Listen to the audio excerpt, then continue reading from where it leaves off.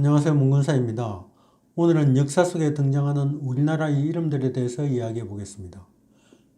첫 번째 나라 고조선은 이성계가 세운 건세조선과 구분하기 위해서 옛 고자를 앞에 붙인 것이지 원래 이름은 조선입니다. 이 조선은 중국식 한자 표기이고 원래의 음은 주신이었습니다. 조선은 이 아침 조자에 빛날 선자 또는 깨끗한 선이 한자의 뜻입니다. 빛나는 아침 또는 깨끗한 아침이라고 불러야 합니다. 듣는 순간 상쾌한 느낌이 저절로 솟아나는 나라 이름입니다. 다음은 고구려입니다. 충주에서 발견된 중원 고구려에 비해 고구려는 자신의 나라 이름을 정확하게 높을 고 아름다울 려로 쓰고 있습니다. 즉 이 고려는 자기들 스스로 부르던 고리라는 국가 이름을 한자로 옮겨 쓴 것입니다. 고려라는 나라 이름의 한자의 뜻은 높을고 고울려입니다. 풀어서 읽으면 높다랗게 곱다, 의역하면 지극히 아름답다입니다. 즉 지극히 아름다운 이 나라의 이름인 것입니다. 이 고구려는 바이칼호 주변에 모여 살던 코리족이 남쪽으로 내려와서 세운 나라입니다. 이 코리족이 스스로를 부른 이름인 코리가 나라 이름이 된 것입니다. 중국은 고구려를 카오리라고 불렀습니다. 훈족의 후예라고 자처하는 헝가리인들의 나라 이름 뒤에도 붙는 이 가리는 이 카오리에서 온 것입니다. 카오리가 고리입니다. 헝가리가 즉 훈고리인 것입니다. 백제는 부여사람 울구트의 처인 소순호가 고구려의 주몽이 나라를 세울 수 있도록 도움을 준 후에 다시 남쪽으로 내려와서 자신의 아들들인 비류, 온저와 같이 세운 나라입니다. 중국의 역사서인 수서와 북서의 백제에 대한 설명에는 구태가 대방의 옛 땅에 나라를 세웠고 동이 강국이 되었는데 백가가 바다를 건넜기 때문에 백제라고 부른다라고 서술되어 있습니다.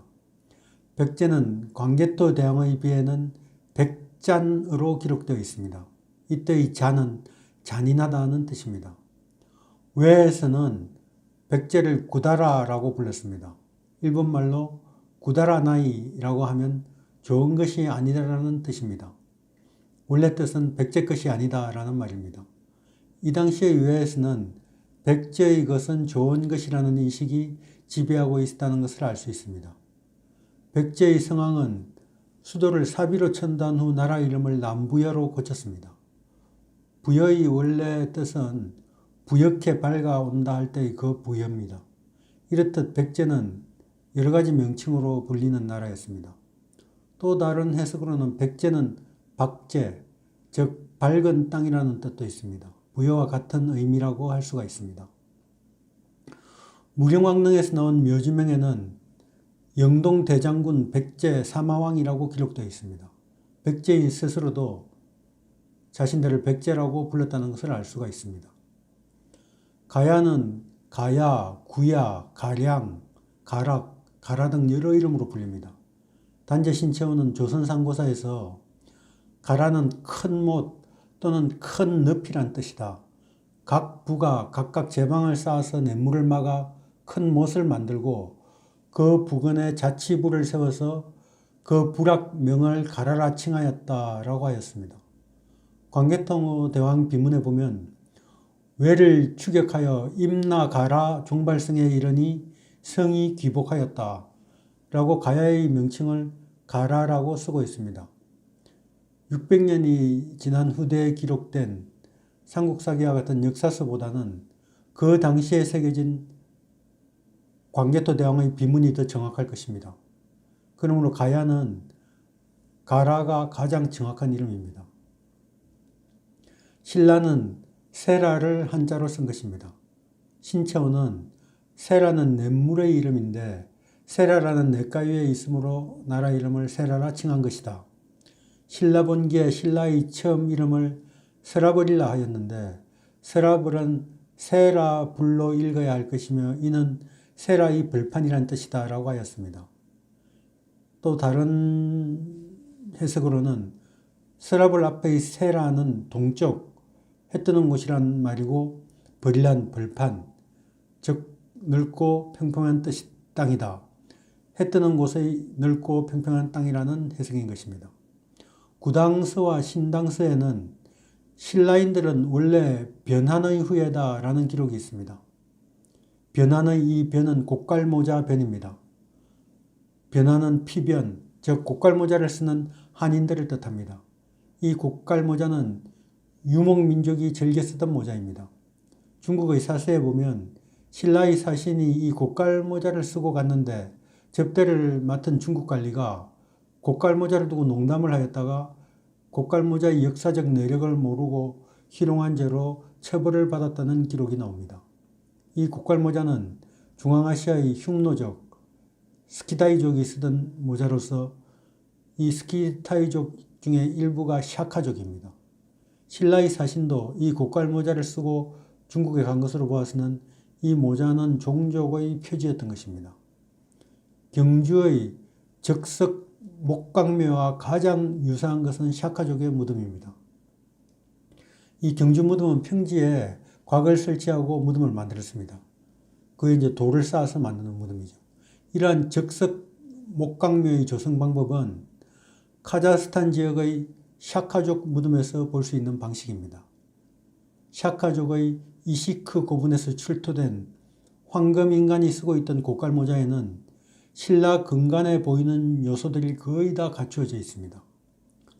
불교의 부처님인 석가모니는 이 샤카족 출신으로 샤카모니, 즉 샤카족의 성인이라는 뜻입니다. 이런 것으로 보아서 중앙아시아를 이동하며 살아가던 유목민족들은 어떤 형태로든지 서로 밀접한 관계가 있었다는 것을 알 수 있습니다. 고려는 고구려를 계승한 이름입니다. 고려의 태조는 왕건입니다. 왕건의 집안은 파식국 상인, 즉 아라비아 상인들이 드나들 정도로 대무역상 집안이었습니다. 왕건의 아버지 원래 이름은 용건이었고 할아버지는 작재건입니다. 할아버지 작재건, 아버지 용건, 아들 왕건 이렇습니다. 느끼셨겠지만 왕씨가 아닙니다. 그리고 이 세 사람의 이름 맨 끝자가 모두 건으로 끝나는 특징입니다. 일부 학자들은 왕건 집안이 아라비아인이었다고 생각하고 있습니다. 이름의 맨 끝자인 건을 몽골어나 터키어로 지배자를 뜻하는 칸으로 보는 것입니다. 고려의 실제음은 앞에 고구려에서 보았듯이 고리였습니다. 우리나라의 국제적 명칭이 코리아인 것은 이 고려의 원래 이름인 고리에서 온 것입니다.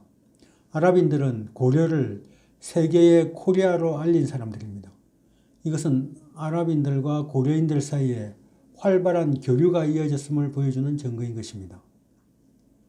이 고리를 어원으로 가진 말에는 오래된 냄새를 뜻하는 고린내, 또 한참 지난 이야기를 뜻하는 고리적 이야기 등이 있습니다. 근세 조선은 주신, 즉 고조선을 계승하는 국가입니다. 대한민국은 고종이 세운 대한제국을 거쳐서 대한민국 임시정부에서 그 이름을 가져온 것입니다. 대는 클 때이고 한은 우리가 한민족이라고 부를 때 쓰는 그 한입니다. 이 한의 뜻은 단재 신치호 선생에 따르면 고조선의 삼한관경제에서 나오는 그 한입니다. 고조선은 나라를 세 개의 한으로 나누어서 통치했습니다. 마한, 진한, 변한이 그들입니다. 이때의 마한, 진한, 변한은 우리가 역사 시간에서 배운 한반도 남부의 소국이었던 마한, 진한, 변한 그 삼한을 이루는 것이 아닙니다. 물론 그 삼한도 고조선의 통치 방식을 따른 국가들이긴 합니다만 영토의 강역은 완전히 다릅니다. 고조선의 비파형 동금이 출토되는 영역, 현재 중국의 일부와 만주를 아우르는 거대한 통치 영역에 존재하던 한이 우리의 대한의 한을 일컫는 것입니다.